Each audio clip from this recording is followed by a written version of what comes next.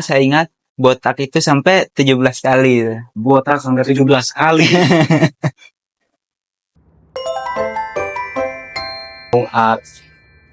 Saya Taufik sebagai host di sini dan ini narasumber saya. Ya, nama saya Adnanta Rizky ya. Panggil aja Rizky ya. Adnanta Rizky. Iya. Panggilannya Rizky. Iya. Oke. Berarti bolehlah saya panggil Rizky aja Iya, ya, biar lebih akrab. Iya. Nah, di sini kan kita akan ngebahas kayak apa namanya? Hidup gitu kan. Cerita-cerita lah gitu. Semasa waktu di pesantren dulu gitu kan. Kan saya di sini SMA gitu. Saya nggak ngalamin waktu pesantren kayak gimana gitu kan. Saya pengen tahu nih dari Rizky gimana sih waktu di pesantren itu, kan kayak di pesantren itu cerita-cerita dari orang gitu kan, kayak apa namanya, harus bangun pagi, terus kadang ada kasus-kasus yang tidak mengenakan, terus dipaksa melakukan kegiatan sehari-hari ya sama-sama aja gitu kan. Gimana tuh ceritanya? Baik, jadi cerita pertama saya di pesantren itu yang paling diingat itu tentang penyebutan nama ya. Jadi yang uniknya di pesantren itu kan karena banyak nama Rizky gitu kan. Karena nggak mungkin ya nama Rizky itu satu doang kan. Benar. Banyak, jadi akhirnya saya itu lebih akrab dipanggil Nanta. Tapi karena banyak juga orang-orang yang suka nyelewengin, jadi Nante. Terus kadang orang manggilnya T doang. T. Jadi dipanggil sehari-hari itu T. Ya, itu kadang kalau di pondok ya. Dan kemudian sebagai contoh tuh Akbar ya. Jadi orang-orang nama Akbar itu biasa dipanggil Kober. Iya. Kok bisa kayak gitu? Gak tahu itu emang di pondok emang udah keunikan sebuah nama tuh kayak gitu.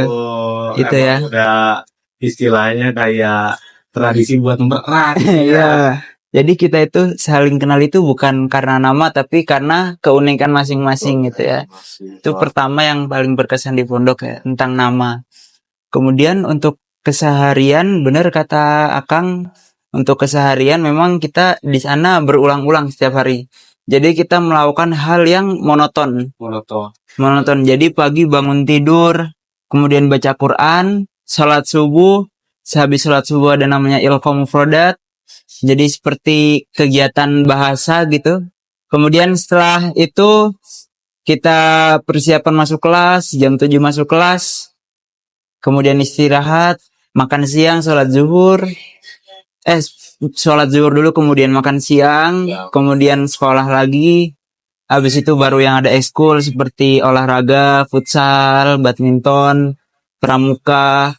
Nah, kemudian ke masjid maghribnya. Habis itu makan, sholat isya, kemudian belajar lagi.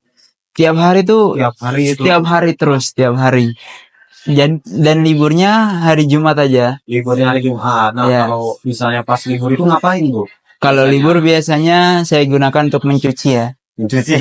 Pasti nyuci. Oh, jadi itu hari libur itu diganti sebagai hari mencuci. Hari mencuci ya. Hari mencuci hari Jumat biasanya kan pada weekend. Iya. Tapi ya biasanya dari pondok itu menyediakan yang mau keluar. Jadi bisa. Jadi disediakan trayek gitu kan.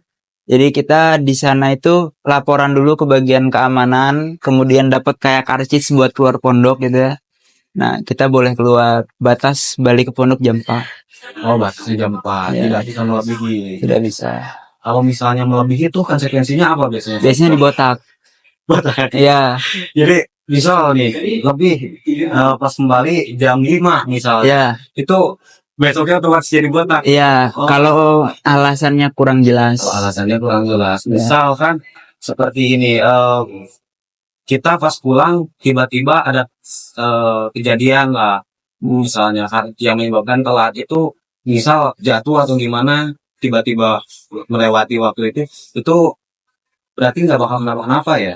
Ya itu tergantung yang menginterogasi kita, tergantung bagian keamanannya. Ya. Nggak selalu misalnya diberi alasan seperti itu meskipun ada buktinya bisa lolos gitu. Jadi kan saya tuh dulu pernah juga tuh kalau di pondok kan Saya dari kelas 1 sampai kelas 4 itu di Gontor 1. Di Gontor 1. Ya, bareng Kamifta. Ya, itu dulu mudabir saya dulu.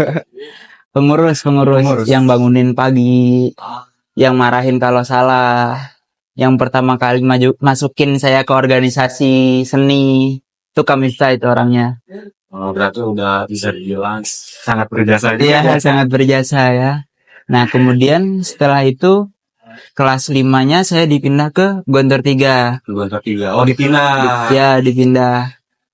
Kemudian jadi dulu ada pengalaman unik ya. Ketika di pondok itu saya pernah nggak naik kelas dulu. Pernah nggak naik? Oh, boleh tahu karena apa tuh nggak sampai naik kelas itu? Gimana ya? Jadi pertama kali itu kan di Gontor 3 kan kelas 5. Mungkin ya karena nilai mungkin ya. Kemudian karena muamalah saya kepada wali kelas. Jadi muamalah saya kepada wali kelas itu terkenal tidak taat dulu ya. Jadi dulu agak sedikit bandel lah. Akhirnya ketika pengumuman itu, jadi kan pengumuman yudisium untuk kelas 5 kan, yudisium. Ya. Ketika nama saya dipanggil, saya dikasih amplop itu. Nah, itu pas dikumpulkan, disuruh buka amplopnya sama direktur KMI, saya lihat belum naik kelas. Akhirnya saya disuruh pulang ke rumah dulu. Disuruh pulang dulu. Ya, itu jujur nggak mau lanjut dulu ya. Sampai nggak mau lanjut dulu. Itu tanggapan orang tua gimana? Jadi ketika itu saya masih ingat ketika pulang, saya itu nggak ngomong pulangnya kapan. Jadi saya cuma ngabarin sambil nangis itu dulu, Bu, saya Bu nggak naik kelas. Udah gitu aja, matiin teleponnya. Udah gitu, itu kan lagi masa-masa puasa ya, Ramadan. Oh, lagi Ramadan. Akhirnya maghribnya saya ke stasiun, langsung beli tiket. Alhamdulillah dapet tiket maghrib itu juga, berangkat habis isya. Kemudian nyampe Bandung, stasiun Kiara Condong itu, keesokan harinya jam 6 pagi. Saya langsung ada ini ya yang suka mangkal-mangkal itu, kayak mobil itu. Saya langsung pakai ke rumah. Dan saya masih ingat ketika pulang itu, ibu saya kaget. Jadi ibu saya itu udah kayak siap-siap mau ke stasiun gitu. Ya, udah siap bajunya. Dan saya masih ingat pada saat itu pas masuk ke rumah, ayah saya itu masih pakai handuk, baru selesai mandi. Ya, jadi ayah saya itu datang lihat saya masuk rumah itu langsung dipeluk. Ya, langsung dipeluk. Nah, akhirnya setelah itu, saya kan nggak mood ya, kayak males cerita gitu kan. Ya udah diem aja di rumah tuh. Nggak ditanya-tanya, udah diem. Nggak nanya. Iya. Jadi saya tuh males jawab biasanya kalau kayak gitu. Males jawab. Ya, diem dulu. Kemudian setelah itu saya sampai udah ada rasa mau cerita gitu kan. Cerita, Bu, jadi nggak naik kelas, kemudian dipindah ke Gontor 6. Gontor 6 itu ada di Sulawesi. Pindah pulau ya. Ya, sudah nggak naik kelas, sudah dipindah lagi. Itu ya, jadi itu. Kemudian ya, saya itu habis itu mau ngambil paket C ya, paket C. Bahkan mau ngambil paket C. Iya, buat kan nggak mau lanjut. Tapi ingat saran dari ibu saya, selesaikan dulu saja ilmunya di pondok.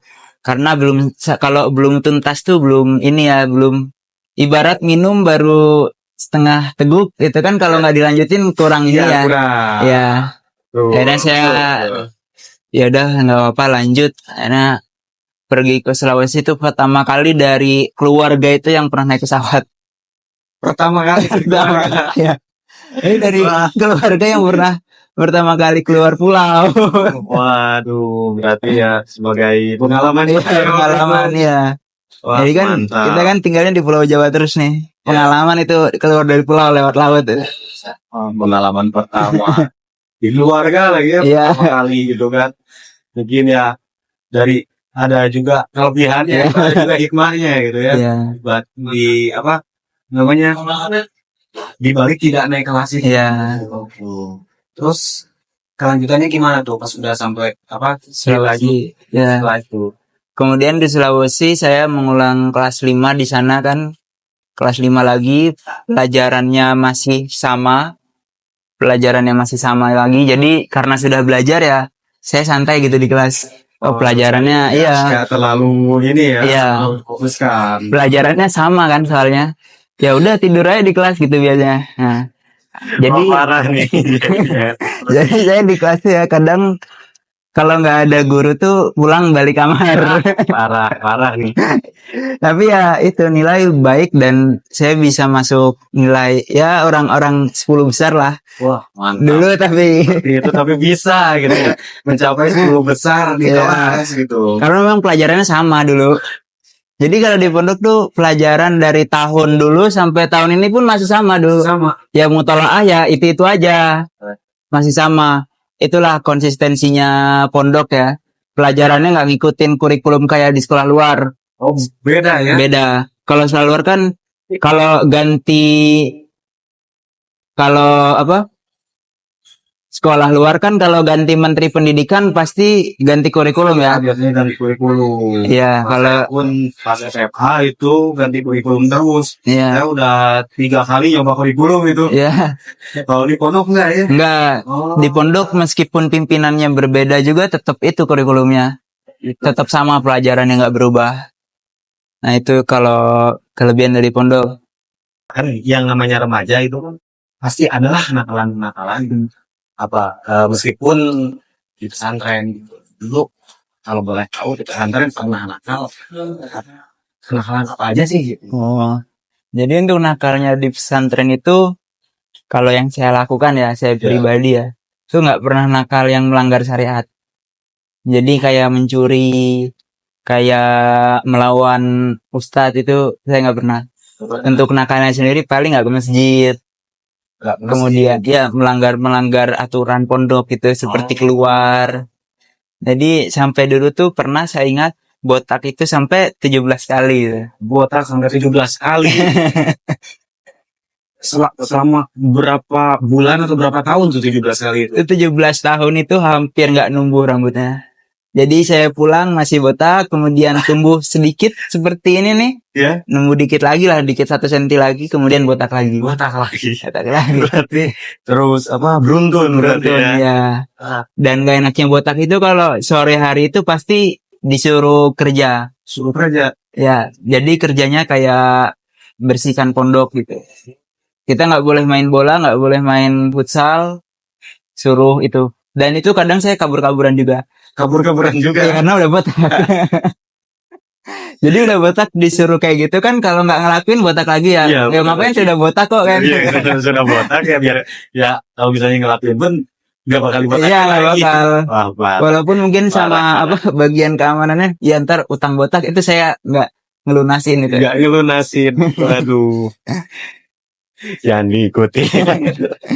Yang penting nggak melanggar syariat ya. Nah itu yang penting tidak boleh melanggar syariat. Dan kita boleh nakal, tapi kan nakal pun ya kita ibaratnya sewajarnya lah. Iya, gitu harus tetap sholat gitu. Harus tetap kan yang namanya syariat itu dilanggar. Iya.